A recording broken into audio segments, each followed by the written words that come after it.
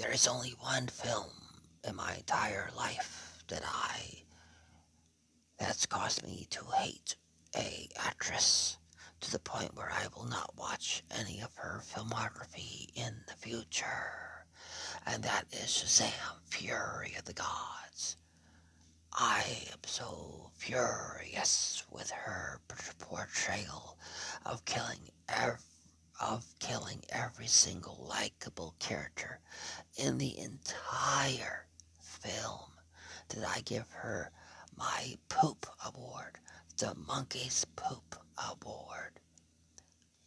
Because yeah, and so she and even every kill was unnecessary and unneeded, for she killed off everybody that was likable.